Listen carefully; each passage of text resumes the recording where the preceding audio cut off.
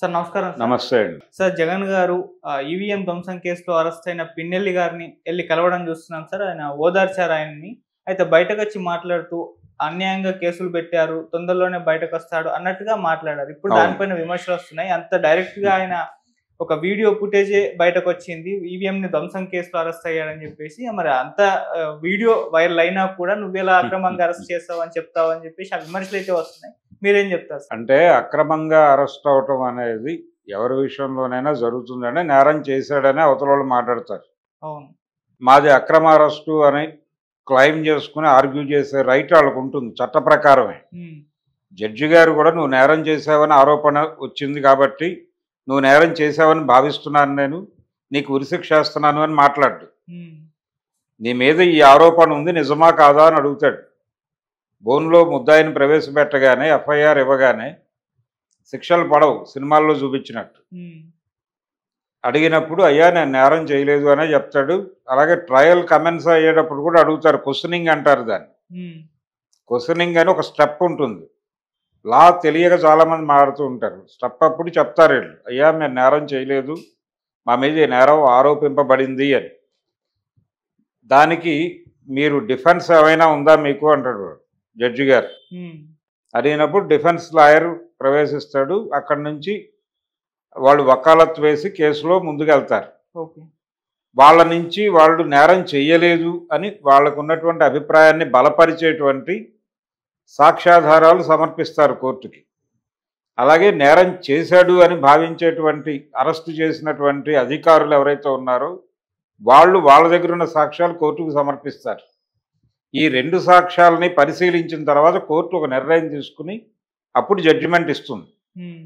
అప్పటి వరకు వీళ్ళు నేరస్తులు అని నిర్ధారించి మాట్లాడే హక్కు ఎవరికీ లేదు. అందుకని పిన్నెల్లి నేరస్తులు అని నిర్ధారించడం తప్పు. హ్మ్. ఆయన నేరం మోపబడి అరెస్ట్ అయి జైల్లో ఉన్నాడు, అంతవరకే. అవును. శిక్ష పడలేదు ఆయనకి. శిక్ష పడితే మాత్రమే ఆయన నేరస్తుడిగా నిర్ధారణ అయినట్టు. కాబట్టి పిన్నెల్లిని వెళ్ళి జగన్మోహన్ రెడ్డి గారు కలిసి అసలు ఏమిటి జరిగింది అనేది తెలుసుకునే ప్రయత్నం చేశాడు. ఇది మంచి పరిణామమే. హ్మ్. అంటే తన పార్టీ తరఫున ఒక కంటెస్ట్ చేసినటువంటి అభ్యర్థి, ఓడిపోయినటువంటి అభ్యర్థి ఆరోపణలు ఎదుర్కొని జైలుకి వెళ్ళినప్పుడు పట్టించుకుంటారా పట్టించుకోదా పార్టీ అనేటువంటి ఒక డైలమా ఉంటుంది. ఈ డైలమా నుంచి బయట వేస్తూ ఎవరినైనా సరే హక్కున చేర్చుకుంటున్నాను నేను అని ఒక సిగ్నల్ పంపించదలుచుకున్నాడు ఆయన. అలాగే తద్వారా తన మీద ఉన్నటువంటి అనేక ఆరోపణలు ఉన్నాయి. ఆయన ఎవరికి యాక్సెస్ ఇవ్వలేదు, గెలిచిన తర్వాత ఆయన ఎవరిని పట్టించుకోలేదు, ఎవరిని కలవలేదు, ఎవరిని దగ్గరికి రానివ్వలేదు, జనంతో కూడా ఆయన ఎప్పుడు ఇంటరాక్ట్ కాలేదు, జనం ఏమనుకుంటున్నారో నేరుగా తెలుసుకునే ప్రయత్నం కూడా చేయలేదు. మనం డబ్బులు వేస్తున్నాం, వాళ్ళు తీసుకుంటున్నారు అంతవరకే అన్న ధోరణిలో వ్యవహరించాడు. రాచరిక పద్ధతిలో వ్యవహరించాడు జగన్మోహన్ రెడ్డి అనే అభిప్రాయం బాగా స్ప్రెడ్ అయి ఉంది. ఇప్పుడు ఆ ఇమేజ్ని చెరిపేసుకునే పనిలో ఉన్నాడు ఆయన, జగన్మోహన్ రెడ్డి. ఆ ఇమేజ్ని చెరిపేసుకునే ప్రయత్నంలో భాగంగా జైలుకి వెళ్ళినటువంటి వాళ్ళని కూడా కలుస్తున్నాడు అనే ఒక సిగ్నల్ పంపించదలుచుకుని జైలుకి వెళ్ళాడు ఆయన. నెల్లూరు జైలుకి ఊరికనే వెళ్ళాల. ఆయనకు ఒక పొలిటికల్ ప్రోగ్రాం ఉంది, ఆ ప్రోగ్రాంలో భాగంగా వెళ్ళాడు. బయటకు వచ్చి అదే మాట్లాడాడు, నేరం చేయలేదు, త్వరలోనే సచ్చీలుడుగా, అంటే చంద్రబాబు నాయుడు గారి డైలాగ్ ఒకటి ఉంది, కడిగిన ముత్యంలా బయటకు వస్తానన్నాడు ఆయన అరెస్ట్ అయినప్పుడు. ఆయన బయటకు వచ్చి కడిగిన ముత్యం కాదు, ఇప్పటికీ కేసు ఉంది ఆయన మీద. రేపు ట్రయల్ జరిగి కేసు కొట్టేస్తే అప్పుడు మాత్రమే కడిగిన ముత్యం. ఇప్పుడు కడగని ముత్యమే ఆయన కూడా. అలాగే వీరు కూడా కడగని ముత్యమే. కడిగిన ముత్యంగా బయటకు వస్తాడని ఆవేశంగా మాట్లాడుతున్నారు, కానీ బెయిల్ మీద బయటకు వస్తాడు ఆయన 4 రోజుల తర్వాత. ఓకే. బెయిల్ ఇస్తే తర్వాత ఎప్పుడో కేసు ట్రయల్ జరుగుతుంది. ఎప్పుడు జరుగుతుందో ఎవరికి తెలియదు. అది ఎన్ని సంవత్సరాలైనా పట్టవచ్చు. జగన్మోహన్ రెడ్డి గారి కేసులు 10 ఏళ్ళు దాటి నడుస్తున్నాయి కదా. కొన్ని కేసులు 4 ఏళ్లకి ట్రయల్కి వస్తాయి, కొన్ని 5 ఏళ్లకి ట్రయల్కి వస్తాయి. వాటి అదృష్టం మీద ఆధారపడి ఉంటుంది.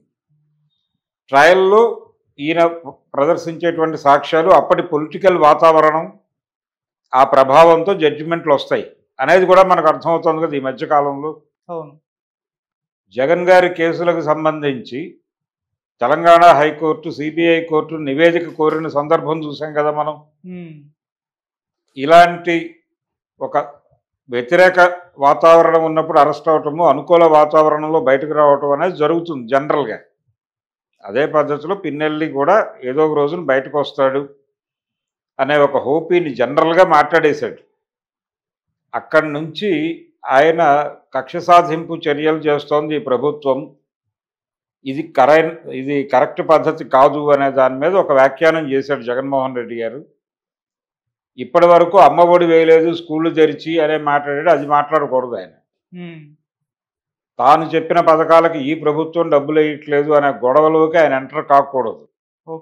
ఎంటర్ కాకుండా ప్రజలారా మనం చాలా పథకాలు ప్రవేశపెట్టాము, అవి ఏమైనా ఇప్పుడు మీకు అందుతున్నాయా అని ఒక్క వాక్యం చెప్పి, ఈ పథకాలు కాదు మీ బిడ్డకి మీరు గుణపాఠం నేర్పాలనుకున్నారో ఆ గుణపాఠం స్వీకరించాడు.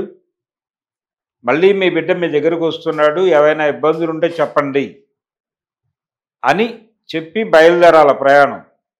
అంతే. అది చేసి ఆయన పరామర్శ యాత్ర, ఓదార్పు యాత్ర టైపులో పరామర్శ యాత్ర అనే కార్యక్రమం మొదలు పెడతానని చెప్పాడు ఆయన ఆల్రెడీ. ఆ మాట మీద నిలబడి జనంలోకి వెళ్ళి జనంతోనే ఉండి కన్ఫెస్ అయితే, ఆత్మ పరిశీలన చేసుకుని ఆత్మ విమర్శ చేసుకుంటే ప్రజల సమక్షంలో ఆయనకి డెఫినెట్గా మైలేజీ ఉంటుంది. ఈ రోజుకి 40% ఓట్ బ్యాంక్ ఉంది ఆయనకి, ఆ పార్టీకి. పైగా దేశంలో హైయెస్ట్ ఓట్ బ్యాంక్ ఉన్నటువంటి పార్టీల్లో 5వ ప్లేస్లో ఉన్నారు. తెలుగుదేశం కంటే బ్రైట్గానే ఉంది అది. తెలుగుదేశానికి పోలైన ఓట్ల కంటే ఎక్కువ పర్సంటేజ్ ఓట్లే వైసీపీకి పడ్డాయి. కూటమిగా పోటీ చేయటం, దాని తాలూకా ప్రభావం, ఇతరేతర అంశాలు కలిసి వచ్చి ఎక్కువ సీట్లు వాళ్ళకు వచ్చినాయి. ఇదేదో 11కు పడిపోయారని విచిత్రంగా మారుతున్నారు, కానీ 40% ఓట్ బ్యాంక్ ఆల్సో సెక్యూర్ అయి ఉంది అనే విషయం మర్చిపోతున్నారు. అందుకని ఆ స్పృహ ఉండాలి ఆయనకి. ఆ స్పృహతో పాటు జనం ఆ మేరకు తన మీద వ్యతిరేకత ప్రదర్శించడానికి కారణమైనటువంటి అంశాలు ఏమిటి అనేది జెన్యూన్గా రివ్యూ చేసుకుని ఆ అంశాలని నిర్మోహమాటంగా ప్రజల ముందుకెళ్ళి మాట్లాడగలిగితే డెఫినెట్గా ఆయన ఆల్టర్నేటివ్గా నిలబడతాడు. జనం ఆయన్ని ప్రతిపక్షంగా గుర్తిస్తారు. అసెంబ్లీ ఫ్లోర్లో వాళ్ళకి ప్రతిపక్షంగా గుర్తింపు కోసం పోకులాడుతున్నారు. అది అక్కర్లేదు. ఎందుకంటే 11 స్థానాలు ఉన్నవాడిని ఎలా ప్రతిపక్ష నాయకుడిగా అంగీకరిస్తాం మేము అని వాళ్ళు మాట్లాడవచ్చు. కానీ ఒక ప్రొవిజన్ ఉంది. గతంలో కాంగ్రెస్ పార్టీకి ఈ పరిస్థితి వచ్చింది ఒకసారి 94 ఎన్నికల్లో. వచ్చినప్పుడు పి జనార్దన్ రెడ్డి అప్పుడు ప్రతిపక్ష నాయకుడిగా ఆయనకు హోదా ఇస్తారా ఇవ్వరా అని చర్చ జరిగింది. జరిగినప్పుడు అప్పటి ప్రభుత్వం ప్రతిపక్ష నాయకుడిగా కాదు కానీ మెజారిటీ ఎమ్మెల్యేల గ్రూప్ లీడర్గా నీకు ఒక గుర్తింపు ఇస్తాం, ఆ ప్రకారం నువ్వు ఈ బిజినెస్ అడ్వైజరీ కమిటీ సమావేశాలకి వాటికి రావచ్చు అని చెప్పారు. ఆ ప్రొవిజన్ ఇస్తే ఇవ్వచ్చు జగన్మోహన్ రెడ్డికి అక్కడ. దాన్ని రిఫర్ చేస్తే ఆ రోజున అలా జరిగింది కదా ఇప్పుడు ఎందుకు చేయరు అని అడిగితే ఆ గ్రూప్ లీడర్గా ఆయనకు ఒక గుర్తింపు వస్తే రావచ్చు. అది అసలు ఇష్యూనే కాదు. అది వదిలిపెట్టేసి ప్రజలకి ఒక ప్రతిపక్ష నాయకుడు ఉన్నాడు అనే విషయం ప్రజలలో గుర్తింపు రావాలి. ప్రభుత్వం వైపు నుంచి మనకు ఎప్పుడైనా అన్యాయం జరిగితే మనం వెళ్ళి మొరపెట్టుకుంటే మన తరఫున మాట్లాడేవాడు ఒకడు ఉన్నాడు, వాడు జగన్ అయి ఉన్నాడు అనేది జనం అనుకునేలాగా జగన్ చేయగలిగితే సక్సెస్ అవుతాడు. అలా కాకుండా నేను మేట నొక్కాను, నన్ను మీరు అని కూడా అంటలేదు ఆయన. నిజానికి పాపం నేను మేట నొక్కాను, ఓడిపోయాను, ఈ గొడవ ఆపేయాలి ఇమ్మీడియట్గా. ఈ మేటల గోల ఆపేసి అవతల వాళ్ళు మేట నొక్కుతున్నారా లేదా అనే స్పృహ కూడా నీకు అక్కర్లేదు. అసలు ఈ మేటలు డబ్బుల పంపిణీ గోల పక్కన పెట్టేసి నేను మిమ్మల్ని దూరం నుంచి కూడా పలకరించలేదు, ఏ రోజున మీడియా ముందుకు రాలేదు, ఎవరికి యాక్సెస్ ఇవ్వలేదు, అది తప్పే. తద్వారా మీరు ఎప్పటికప్పుడు ఏం అనుభూతి చెందుతున్నారో నేను తెలుసుకోలేకపోయాను, ఎవరి మీదో ఆధారపడ్డాను, ఏదో ఫీడ్బ్యాక్ మీద ఆధారపడ్డాను, ఇవన్నీ తప్పులే. నేను నేరుగా మీ వాడిని, మీ బిడ్డని, రోజు మిమ్మల్ని కలుస్తానని చెప్పాలా. కలవటం కోసమే జనంలోకి వెళ్తున్నాడు ఆయన. ఇప్పుడు ఏపీ ప్రజల పరిస్థితి ఏంటంటే, మొన్న ఓటమి నుంచి గుణపాఠం నేర్చుకున్నటువంటి జగన్మోహన్ రెడ్డి జనంలోకి బయలుదేరాడు. ఇప్పుడు పిన్నెల్లిని కలిసిన తర్వాత ఆయన జనంలోకి వెళ్తాడు స్ట్రైట్‌గా. అవును. సో, జగన్ జనంతో ఉంటాడు. రోజువారీ జనం జగన్‌తో మాట్లాడుతూ ఉంటారు. ఇదే క్రమంలో తెలుగుదేశం పార్టీ, జనసేన కూడా జగన్ నుంచి గుణపాఠం నేర్చుకుని మనం రెగ్యులర్‌గా జనంతో ఉండాలి అని అనుకుంటున్నారు. రోడ్డు మీద ఎవరైనా గనక టెంట్ వేస్తే నేరుగా మంత్రులు కాన్వాయ్ ఆపి వెళ్ళిపోయి వాళ్ళతో మాట్లాడుతున్న సందర్భం చూసాం. ఇంతకుముందు రోడ్డుకి అడ్డంగా పడుకున్నా ఎవరు పట్టించుకునేవాడు కాదు జనాలను. కానీ జనాన్ని పట్టించుకోకపోవడం వలన జగన్ ఓడిపోయాడు అనే ఇంప్రెషన్ ఇప్పుడు రాజకీయ పార్టీల్లో పట్టడం వలన అక్కడెక్కడో ప్లకార్డు పట్టుకుని ఎవరో నిలబడితే పవన్ కళ్యాణ్ కాన్వాయ్ ఆపి వెళ్ళిపోయాడు. ఓకే. వెళ్ళిపోయి పరామర్శించి పలకరించి వచ్చాడు. జనవాణి అనే కార్యక్రమం పెట్టి రోజు నా ఆఫీస్కి వచ్చి నాతో మాట్లాడండి ప్రజలారా అంటున్నాడు. ఇదే రేపు పొద్దున్న చంద్రబాబు కూడా ఇంప్లిమెంట్ చేస్తాడు. నేరుగా తనే లబ్ధిదారుడు ఇంటికి వెళ్ళి పింఛన్ ఇచ్చి వచ్చాడు ఆయన. జనంతో ఎక్కువ కలుస్తున్నారు. ఇది మంచి వాతావరణం. ఈ వాతావరణం రావడానికి కారణం జగనే. కాబట్టి ప్రజలు దీనికి థ్యాంక్స్ చెప్పాలి అతనికి. నువ్వు తప్పు చేశావు బిడ్డ, నువ్వు తప్పు తెలుసుకున్నావు ఇప్పుడు, ఓకే. నువ్వు తప్పు చేయటం వలన మేము రియాక్ట్ అవ్వటం వలన మా రియాక్షన్ని స్టడీ చేసి ఇప్పుడు అన్ని పార్టీలు మా దగ్గరికి వస్తున్నాయి. ఈ రావడానికి కారణం నువ్వే. అందుకని మేము ఈరోజు కాకపోతే రేపైనా ఆశీర్వదిస్తామని చెప్తారు. నువ్వు వాళ్ళ ముందుకి వెళ్ళేటప్పుడు పోజు లేకుండా పూర్తిగా సబ్మెసివ్గా వెళ్ళిపోయి తనని తాను అర్పించుకుంటున్న వాడిగా వెళ్ళి తాను చేసిన తప్పుల్ని నిర్మోహమాటంగా ప్రజాక్షేత్రంలో అంగీకరిస్తే తన వైపు నుంచి తప్పులు జరిగాయని ఏవైతే వాళ్ళు అనుకుంటున్నారో అవి తప్పులు కాదు అని బుకాయించటం మానేసి తప్పులే అని అంగీకరించి అవి ఈ పరిస్థితుల్లో చేయాల్సి వచ్చింది, ఇలా జరిగింది, ఫర్దర్గా అవి రిపీట్ కావు అని కనుక చెప్పగలిగితే జనం ఆయన్ని ప్రతిపక్షంగా గుర్తిస్తారు. ఆ గుర్తింపు చాలా ఆయనకి. ఓకే. ఇప్పుడు ఈ అంకురార్పణ చేసిన కార్యక్రమం, పిన్నెల్లిని కలవటము, బయటకు వచ్చి మాట్లాడటము, ప్రభుత్వం మీద అటాక్ చేయటము, ఓకే. ఆ అటాక్ చేసే పద్ధతిలోనే తన కన్ఫెషన్ కూడా ఉండాలి. అది మిక్స్ అయినప్పుడు జగన్మోహన్ రెడ్డికి ఇచ్చే విలువ వేరుగా ఉంటుంది. ఓకే. అది గుర్తెరిగి ఆయన సలహాదారులు కూడా ఆయనకు ఆ విషయం చెప్పాలి. చెప్పి నడిపించగలిగితే ప్రజలకు ఒక ఆల్టర్నేటివ్ అవసరం. అధికార పార్టీ ఏ క్షణంలోనైనా ఓవర్ యాక్షన్ చేసే ప్రమాదం ఉంటుంది. ఆ ప్రమాదం ఉన్నప్పుడు వాళ్ళని అదిలించటానికి వాళ్ళ చేతుల్లో ఒక కొరడాగా ప్రతిపక్షం ఉండాలి. ఓకే. అలా ఫీల్ అవ్వాలి వాళ్ళు. ఆ ఫీల్ అయ్యేటువంటి వాతావరణం నువ్వు కల్పించగలిగితే నిన్ను ప్రతిపక్ష నాయకుడిగా వాళ్ళు గుర్తిస్తారు. అసెంబ్లీ సెషన్లో గుర్తింపు అక్కర్లేదు. అది కాగితాల మీద ఉండే గుర్తింపు, అది అక్కర్లేదు. అది కోరుకోకు నువ్వు. ప్రజలు నిన్ను ప్రతిపక్ష నాయకుడిగా గుర్తించడానికి ఏం చేయాలో అది చెయ్యి. అది చేయగలిగితే జగన్ సక్సెస్ అవుతాడు, లేకపోతే కష్టమే.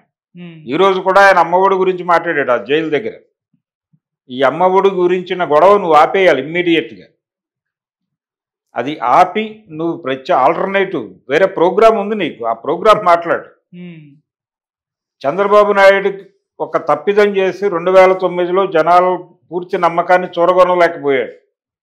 ఆ మిస్టేక్ ఏంటంటే యాక్టివ్ అపోజిషన్ అనేటువంటి పేరుతో ప్రభుత్వం మంచి చేసిరా జనాలకి ఈయన అడ్డం పడిపోయేవాడు. ఆ తప్పు జగన్ రిపీట్ చేయకూడదు. రామారావు గారు 89 ఎన్నికల్లో ఓడిపోయినప్పుడు ఆ తప్పు చేయలే. ఆయన ఎవరి పనులు వాళ్ళు చేసుకోండి మిత్రులారా, జనం ప్రభుత్వం మీద వ్యతిరేకతతో వీధిలోకి వచ్చినప్పుడు వాళ్ళ పక్కన నిలబడదాం మనం అంతవరకే. ఈలోపు అనవసరంగా ప్రజల్ని టెన్షన్ పెట్టకండి అని చెప్పాడు ఆయన. అదే ఆచరించాడు. ఇమ్మీడియట్గా 94 ఎన్నికల్లో ఆయన ముఖ్యమంత్రిని చేశారు జనాలు. అందుకని ఆ స్పృహ అది కలిగి ఉండాలి. అలాగే రామారావు కొన్ని విషయాలు కన్ఫెస్ అయ్యాడు జనం ముందు. నా నుంచి తప్పులు జరిగినాయి, మాట వాస్తవమే, అవి రిపీట్ కావు అని కూడా చెప్పుకున్నాడు. ఈరోజు వంగవీటి మోహన్ రంగారావు గారి 77వ జయంతి. రంగా హత్యలో తెలుగుదేశం ప్రమేయము, దీనికి సంబంధించి ప్రజల్లో వచ్చినటువంటి అభిప్రాయాలు ఇవి కూడా 89లో తెలుగుదేశం పార్టీ ఓటమికి కారణమే. కాబట్టి ఆ కారణాల మీద కూడా కన్ఫెస్ అయ్యాడు ఆయన. దాన్ని కూడా ప్రజలు రిసీవ్ చేసుకున్నారు. ఇవన్నీ కలిసే ఆయనకి భారీ మెజారిటీ కట్టబెట్టారు 94లో. ఆ స్పృహ, ఆ స్పిరిట్ పట్టుకోవాలి జగన్మోహన్ రెడ్డి. పట్టుకోగలిగితే సక్సెస్ అవుతాడు. అలా కాకుండా చంద్రబాబు నాయుడు లాగా యాక్టివ్ అపోజిషన్ అనే మార్గం పట్టుకుంటే నాశనం అయిపోతాడు. ఓకే. అది ఆయన పట్టించుకోవాల్సింది.